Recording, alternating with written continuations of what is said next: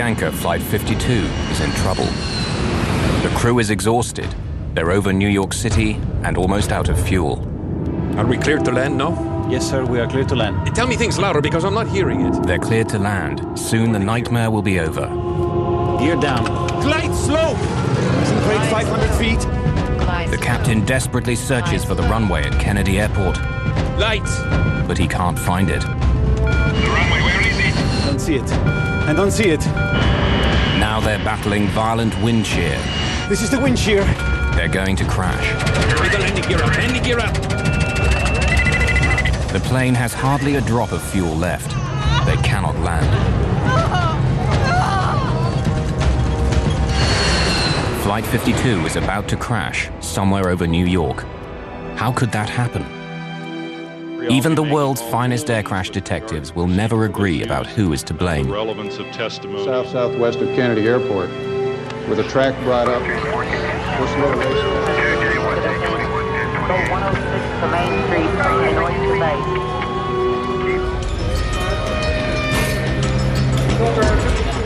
base. January the 25th, 1990.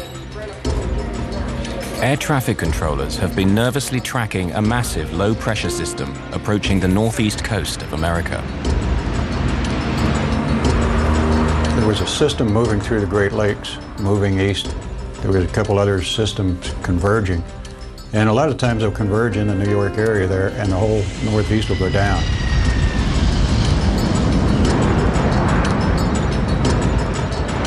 The weather is already near the safe minimum to land a plane. Flights will have to be cancelled or delayed.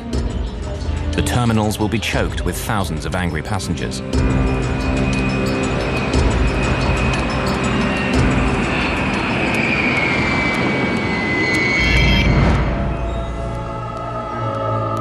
Despite the terrible weather, the air traffic managers in Washington, D.C. order controllers at Kennedy Airport in New York to set a high landing rate.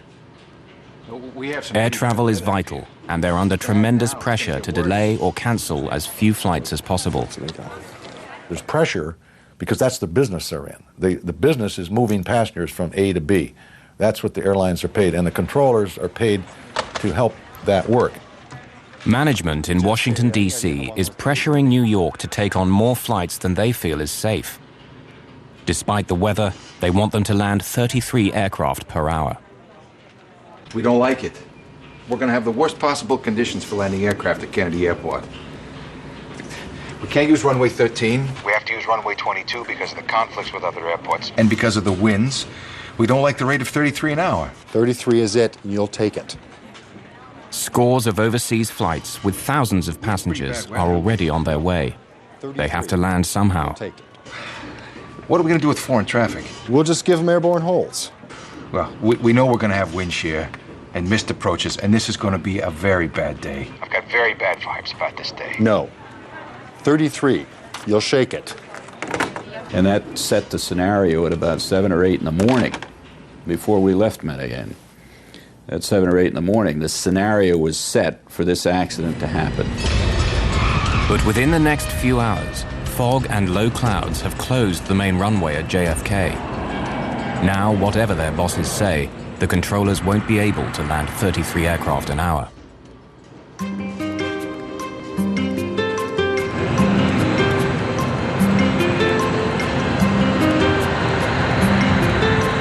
Nearly 4,000 kilometers to the south in Colombia, it's a warm, sunny day with not a cloud in the sky. Avianca Flight 52 is now boarding passengers for New York, among them Miriam and Luis Montoya and their 2 young daughters. After a short business trip, Nestor Zarata is traveling home to New York. I received a telephone call telling me that if I could be in the airport in half an hour and not ask any questions or request anything, I would get on the direct flight to New York.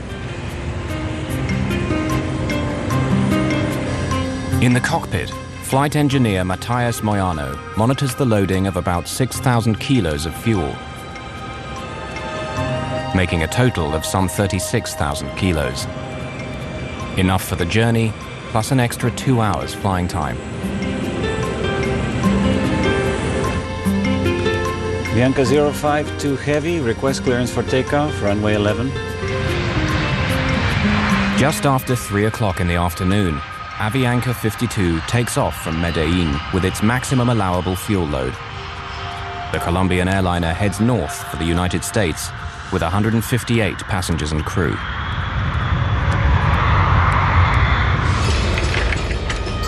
By early evening, deteriorating weather has made flight operations at JFK appalling. Continue to the left, heading 230 vectors and holding for Cameron again. With no way of turning back the overseas flights, aircraft are forced to circle round endlessly, waiting to land. Turn left. There is a wind shear alert on final at 1,500 feet. Turn left. Heading Controllers work frantically to keep track of the growing number of aircraft now in the skies over New York. Airlines 251, you are clear to land. JFK, any idea how long those delays are going to be? I talked to someone else over there, no idea. I'm holding over here. Delay's indefinite due to the weather. The traffic's missing the approaches. They're going around. I just can't give you a good answer. Your guess would be as good as mine. That's the best I can tell you.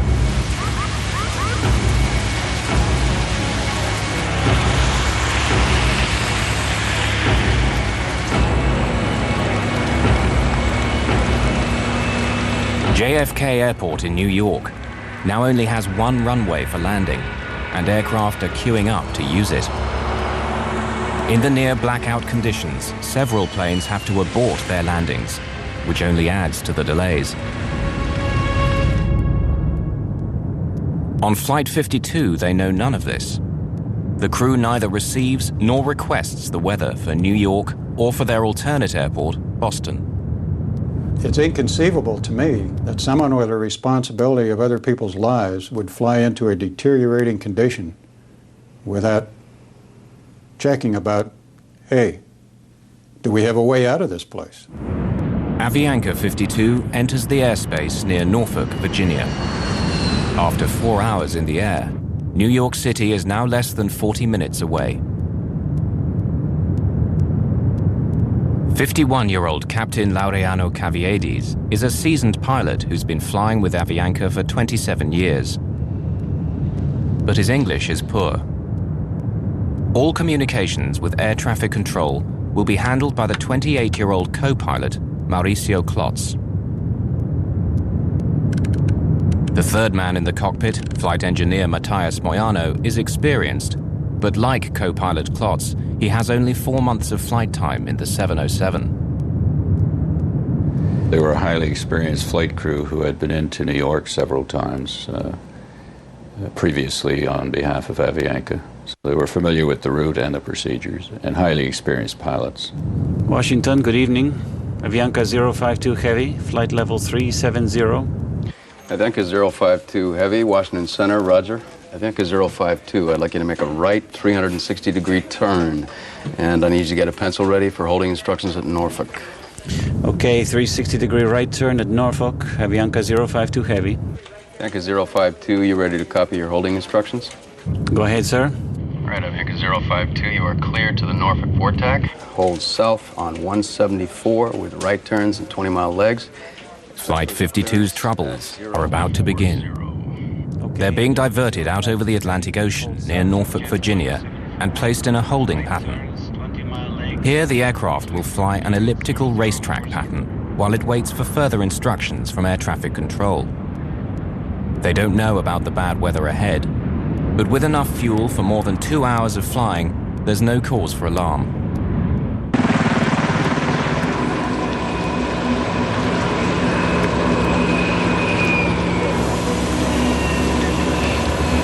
This area in the northeast corridor of the United States is one of the most congested airspaces in the world. Incoming traffic from overseas is routinely directed through a pipeline of controllers before being cleared to land at one of 3 major airports in the New York area: JFK, LaGuardia, and Newark.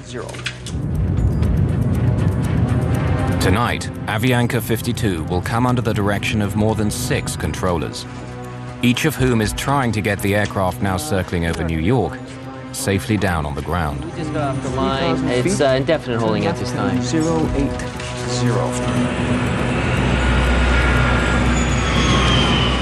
We we just had 3 missed approaches on 22 right. We just went below the minimums. We just had 4 misses on 22 right, which is our primary runway.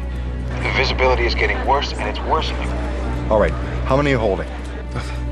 Well, we're still holding the 12 or 13 we had earlier. We're expecting some pretty lengthy delays in another hour or so. While air traffic controllers try to cope with the increasing backlog of flights, Avianca Flight 52 circles for 19 minutes over the Virginia coast, waiting for permission to continue its journey to New York. Avianca 052, expedite descent through level 33. Just leave flight level 330 within 3 minutes, please. Okay, we'll leave 330 within 3 minutes. Avianca 052 Heavy.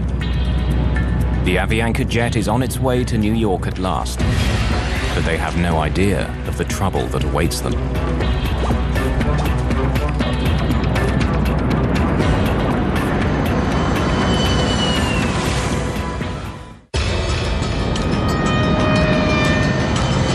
Avianca Flight 52 is on its final approach to New York, unaware that conditions for landing at JFK are barely above the safe limits to land a plane. It's a pitch-black night with heavy mist, rain, and sudden violent winds. This is Central. I was wondering how your weather was doing up there. It's pretty bad at this point. We got all sorts of wind shears and missed approaches. Due to not seeing a runway? You're still trying on a 30 rate? Yeah, rather unsuccessfully at this point. The winds are starting to pick up. 20% of the guys' attempted approaches went on to miss. The plane has now almost used up the fuel planned for the journey and will shortly start eating into its reserves. The crew is considering diverting to their alternate airport in Boston, just 340 kilometers from New York. Washington Center, Avianca 052 Heavy. Avianca 052 Heavy, go ahead. Do you have any information about delays to Boston? Boston, I'll check that, sir. Thank you. The Washington controller asks his assistant to check on the conditions at Boston, but he gets distracted juggling other aircraft and forgets all about Avianca's request.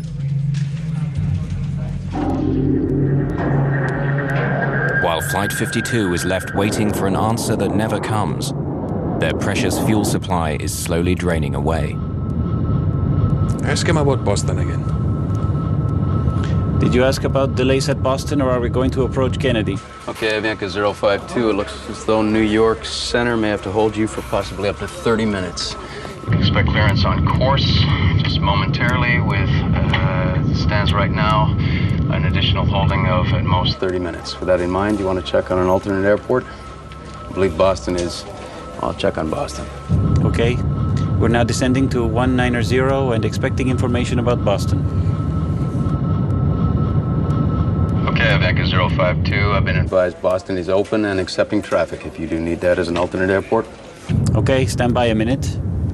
Flight engineer Moyano begins to calculate how much fuel they'll have after an additional 30 minutes of holding. Even before they can respond, Washington Control directs them to another holding location. Avianca 052 Heavy, make a right turn now to intercept the Cameron 2 arrival. Cleared on course, maintain flight level 190. Flight 52 is now off the New Jersey coast in an area known as Cameron, less than 72 kilometers from Kennedy Airport, but it seems as far away as ever. During all those holding times, I was praying and trying to see where we're going to land. I mean, when we're going to be on the ground. I don't want to be here anymore.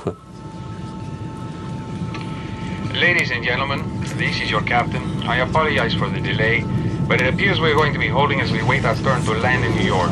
Please remain seated with your seatbelts fastened, and we should have you on the ground shortly. Thank you. There was a point where the captain announced that there was traffic in the New York City area and that we would be on hold for a while and that he would get back to us. It will be the last communication the crew has with the passengers. Flight 52's situation now goes from bad to worse. Avianca 052, descend and maintain 14,000. It's handed over to the New York controllers, who even on a good day can be intimidating. And today is not a good day. There are up to 39 aircraft trying to land and dozens more on the ground waiting to take off.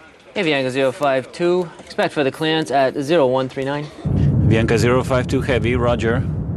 Tired and frustrated, the crew of Avianca 52 continues to circle the crowded airspace over New York while they wait for clearance to land. After more than 5 hours in the air, Luis Montoya is anxious to get his wife and 2 young daughters on the ground and back to their home in Queens.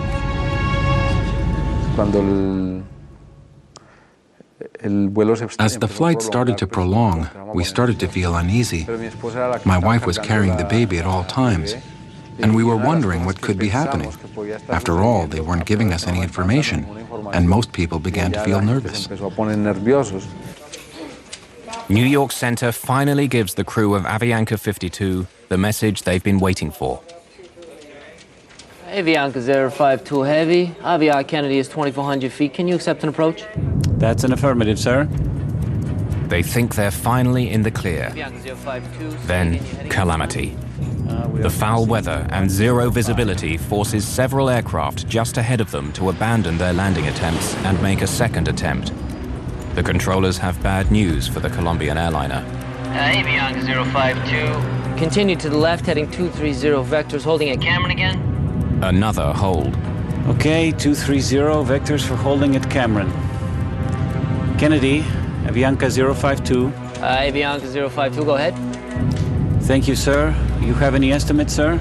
Avianca 052 Heavy, I might be able to get you in right now. Stand by. Thank you. The crew wait silently and hope. But when the reply comes, it's more bad news. Avianca 052, we just got off the line. It's indefinite holding at this time. The Avianca 052, turn left, heading 090, hold at Cameron, maintain 1000. They've been held up for 48 minutes on the way here. Now they've been circling around for another 25 minutes, only a few miles from the safety of JFK Airport. They were progressively moving toward JFK, and they were held in the air for 3 times. This certainly would put some stress on the crew as to the fact they want to go from A to B. They don't want to fly in a racetrack for an hour just holding. At 8:55, the cockpit voice recorder begins recording the last 40 minutes of Flight 52. The crew at this stage seem resigned, or are perhaps too timid to complain. Moments later, Avianca is given more unwelcome news. Avianca 052, expect further clearance time 0205. Expect further clearance in 20 minutes. It's now that the stress level in the cockpit begins to rise. 0205. Well, I think we need priority. We are passing out of fuel. Avianca 052, roger. How long can you hold and what is your alternate? Okay, stand by a minute. The flight engineer quickly calculates the remaining fuel. Yes, sir, I will be able to hold for 5 minutes. That's all we can do. Avianca 052, roger. And what's your alternate? We said Boston. But it's full of traffic, I think. Avianca 052, say alternate again. It was Boston, but we can't do it now. We'll run out of fuel. Avianca 052, cleared to land at Kennedy via heading 040, maintain 1000 at speed 180. The Avianca crew, when they felt it, they were being handed off to an approach controller now and given a heading and a lower altitude. I'm sure in their minds they thought, well, they even commented on the cockpit voice recorder, we're being handled or we're being taken care of. It's okay if I send 4 more your way? Casino, I'm back in the hold again. I got 4 in the stack and there's no end in sight. I can't keep you times. I'd be guessing if I did. This guy's killing me.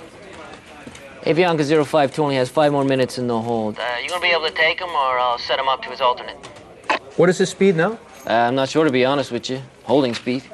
Slow him to 180 and I'll take him. Say again? Slow him to 180 knots and I'll take him. You guys holding a lot? Man, we're holding all up and down the coast. Ah, that's good practice, man. But in this critical handoff from one controller to the next, there is no specific mention of Avianca's critically low fuel. Nobody told the next controller that. So the next controller, when Avianca came in on the frequency, the controller just said, right, I've got you, proceed to Kennedy, or I'm going to put you in a hold, and put him in a holding pattern over the last approach fix. The options were gone. Now the aircraft could only get into Kennedy. Avianca descend and maintain 7,000. Descending to 7,000, Avianca 052 Heavy. Avianca 052, before you go, there is a wind shear alert On final at 1,500 feet. Turn left, heading 090. Left, heading 090, Avianca 052 Heavy. The high-level wind shear was passed on early on, so he was aware of that.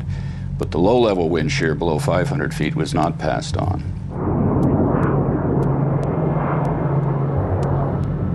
After more than an hour and 17 minutes waiting for clearance to land, the crew of Flight 52 believe controllers on the ground are at last aware of their fuel emergency and are clearing the 707 for a priority landing.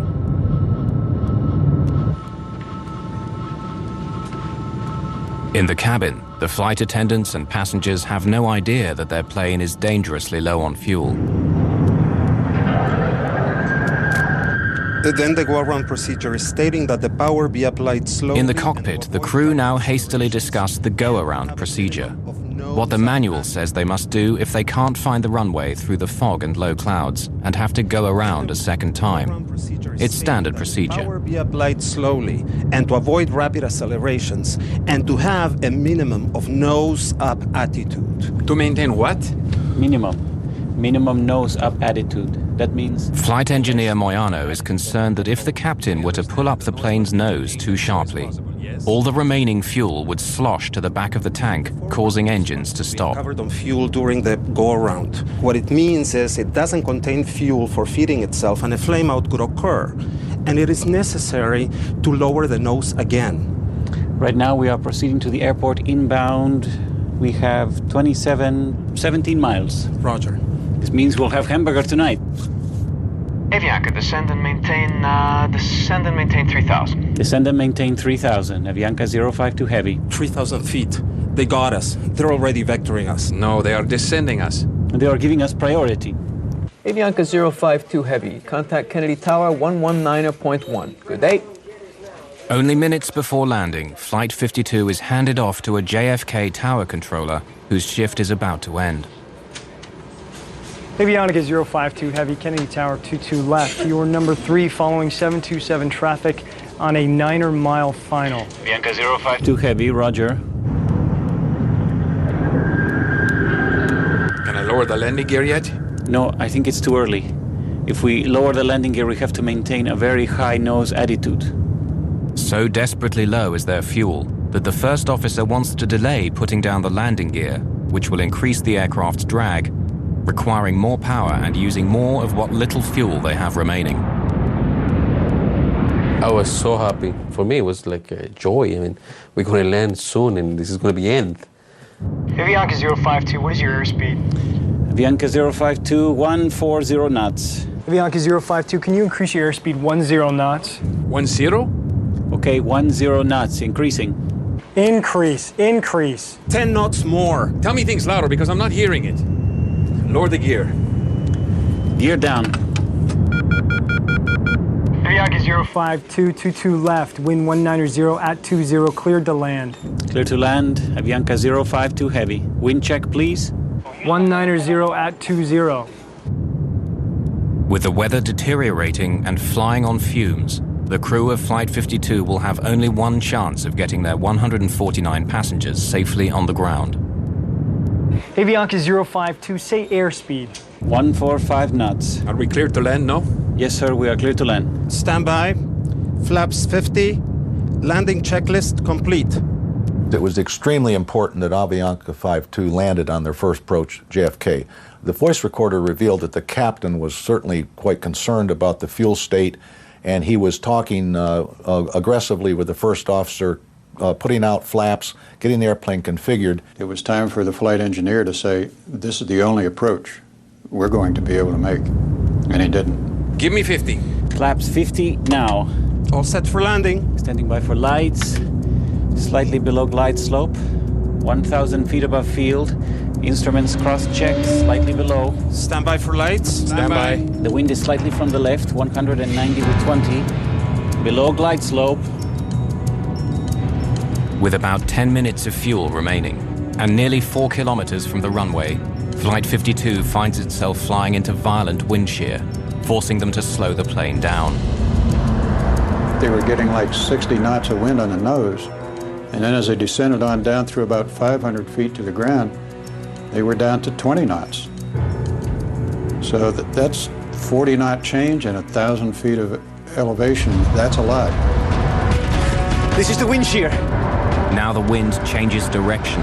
It's pressing them down towards the ground. Glide slope. Glide slope. Sink rate Glide 500 slope. feet. Glide slope. The captain desperately searches for the runway, but it's shrouded in low clouds and fog. Terrain. Lights. The runway, where is it? I don't see it. I don't see it. The plane's warning system is telling them that they're about to crash.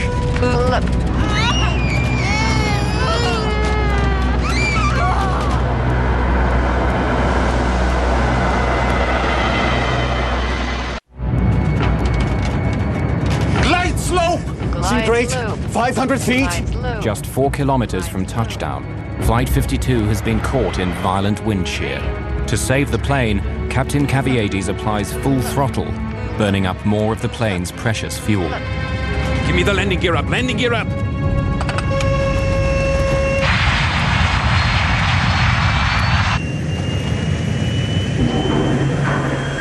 The airplane was about 200 feet above the ground, about 2 miles from the runway, which was well below the glide slope and very dangerous. So the airplane almost crashed on its first approach. When you get a missed approach, now it changes the whole ball game.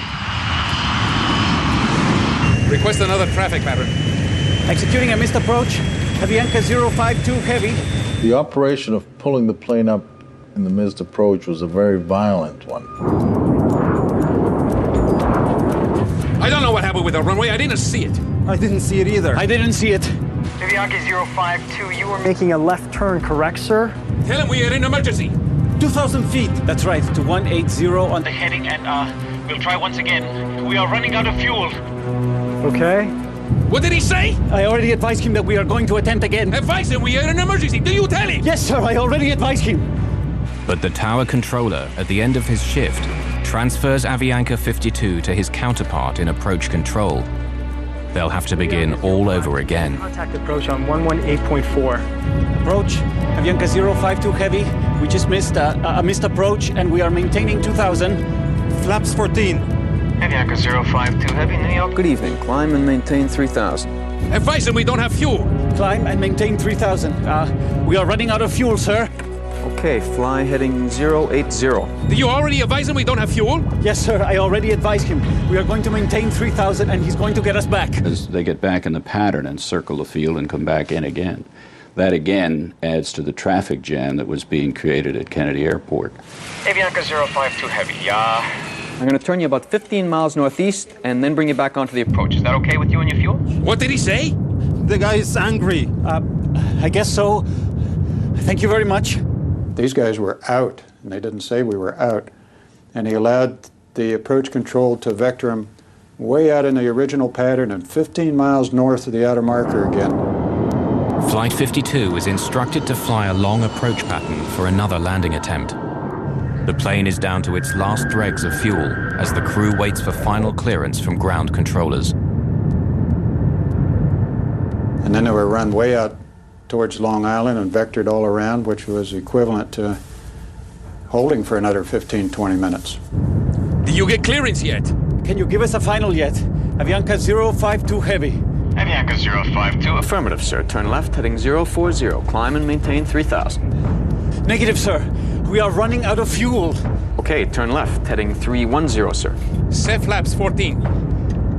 Okay, and you're number 2 for the Approach. I just have to give you enough room so you can make it without having to come out again. Okay. We're number 2 and flying 360 now. Avianca 052 heavy, turn left, heading 330.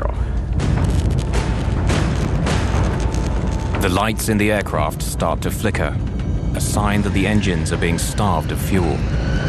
330 on the heading, Avianca 052. Once there's no fuel flowing through the pump out of the tank, an amber light comes on to tell you that tank is empty. Flame out! Flame out on engine number 4! Flame out on it! Flame out on engine number 3! Come to the runway. The passengers can hear the sound of the engines beginning to shut down. When the engines went off, I looked over to the lady that was sitting next to me, and I asked her to give me her hand. And I philosophically accepted, I might die here. This is it. Bianca 052, we just lost 2 engines and we need priority, please. Bianca 052. Turn left heading 250, intercept the localizer. 250, roger. Select the ILS. ILS. Bianca 052, you're 15 miles from the outer marker. Maintain 2000 until established in the localizer. Cleared for ILS 22 left. Roger, Avianca. You select the ILS. It's ready on 2. When all the engines flame out and the generators fall off the line, a considerable amount of power is lost, electrical power is lost.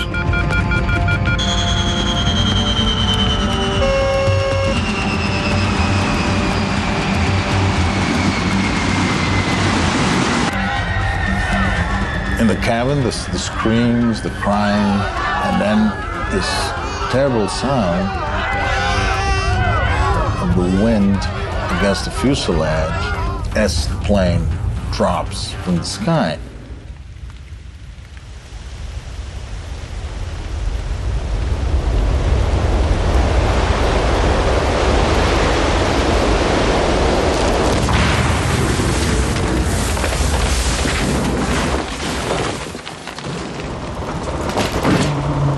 Bianca 052, radar contact lost. Avianca's missing due to the weather thing. Yeah, Avianca 52 lost an engine. We're Trying to find out why. Yeah, we're no longer talking to Avianca. He's 15 northeast of Kennedy. Ah, wonderful. At Clipper 18, turn left heading 180. 6.5 hours after leaving Colombia, Avianca Flight 52 is missing somewhere over New York.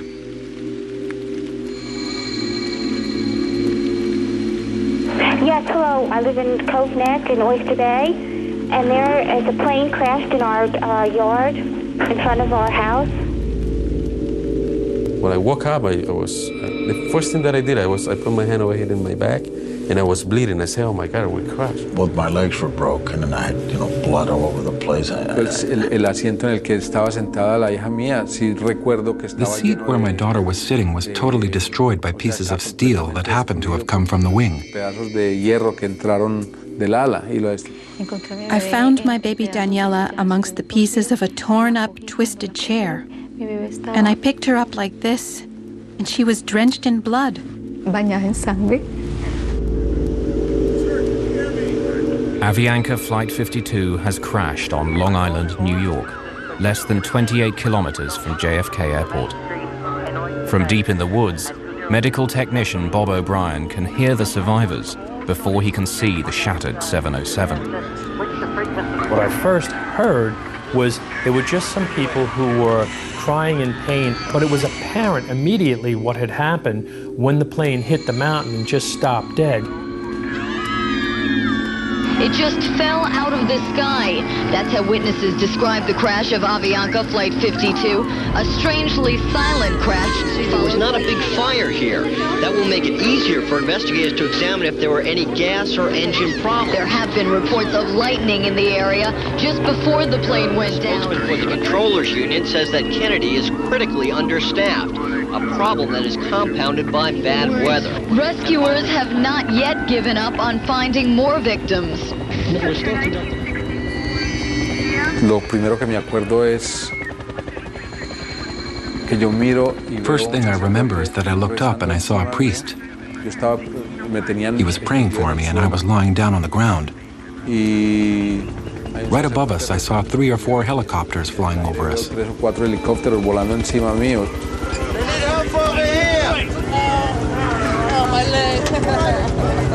I managed to get up on top of the fuselage, and there's that door handle that says, in case of emergency, pull here. So I pulled that door handle, and that door handle just went, and the door came open about 4 inches. And then I was able to flip that over, and I could just see piles and piles of people strapped in their seats. The extreme G-force of the crash has broken off the cockpit and catapulted it through a stand of trees and into the deck of a home some 30 meters from the impact site.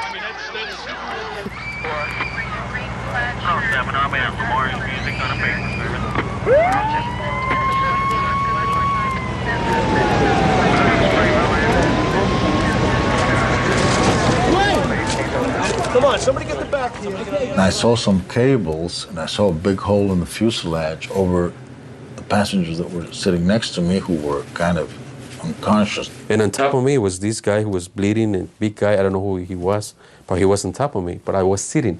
I pulled myself with those cables towards that hole, which was over the wing.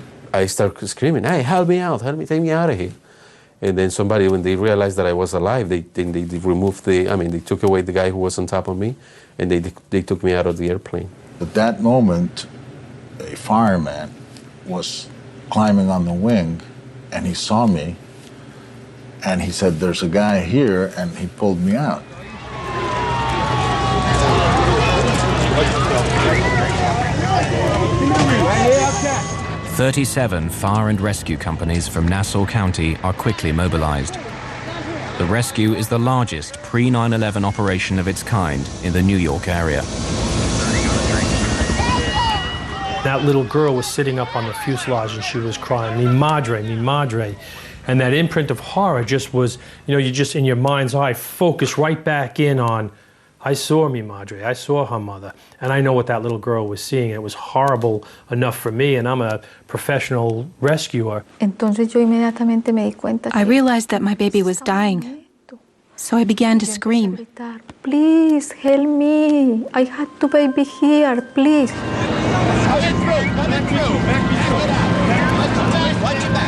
The plane has crashed in the wealthy neighborhood of Cove Neck, near the home of the father of tennis star John McEnroe. Medics set up a makeshift triage unit on his lawn. When daylight breaks 10 hours later, 85 survivors have been pulled from the wreck.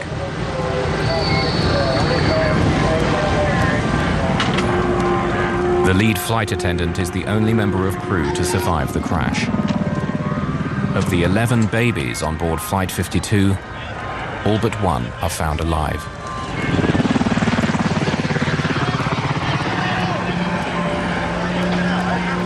Bob O'Brien scours the tail section for survivors and finds FAA investigators struggling to remove the aircraft's black boxes.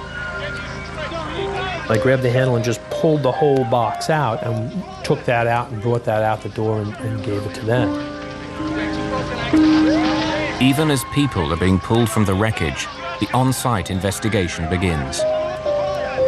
In charge on the ground is Barry Trotter of the National Transportation Safety Board. A former airline pilot, Trotter became an investigator after losing his right arm in a motorcycle accident. The condition of the aircraft was really astonishing to see that that much of the structure was left in the condition that it was in. Unaware of the details of Avianca's troubled flight, investigators quickly find a valuable piece of evidence. You could look at the engines right away and you could tell the engines were not turning. So there was no power on the engines. That was the first big clue.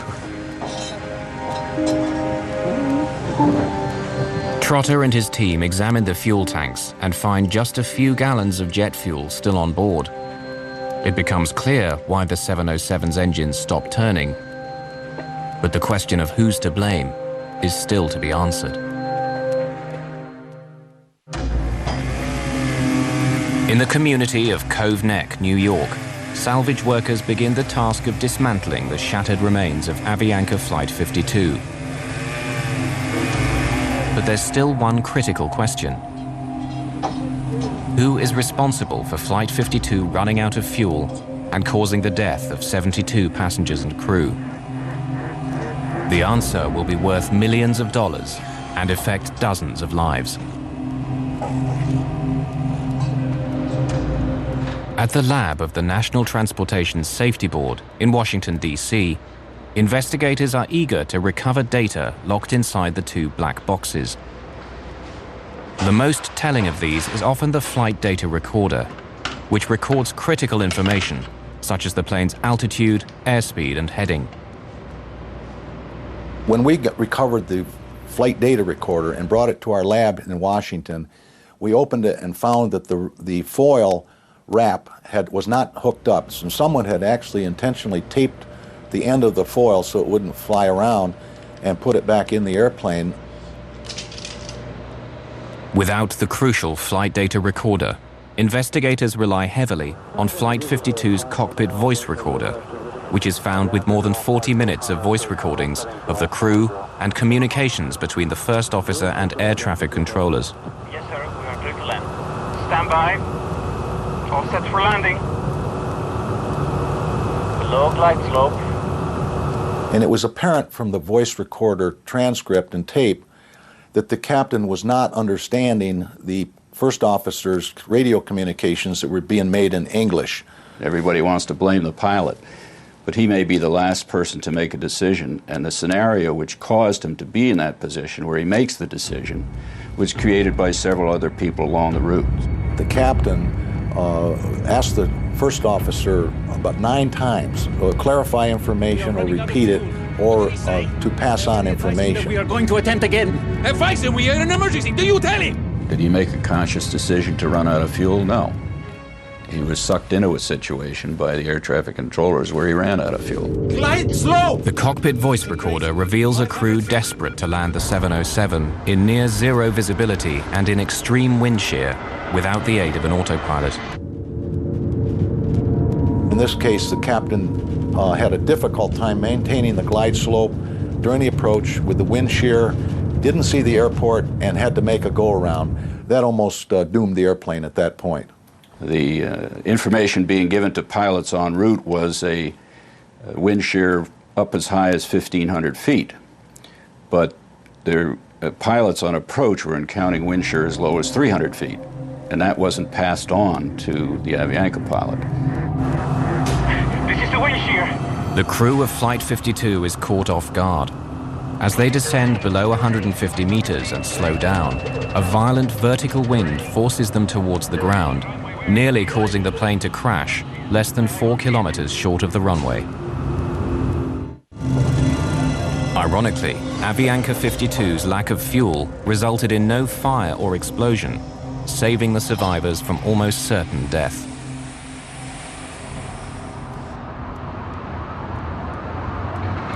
If the flight would have found some level ground, it was conceivable he would have slapped the fuselage down and slid to a stop.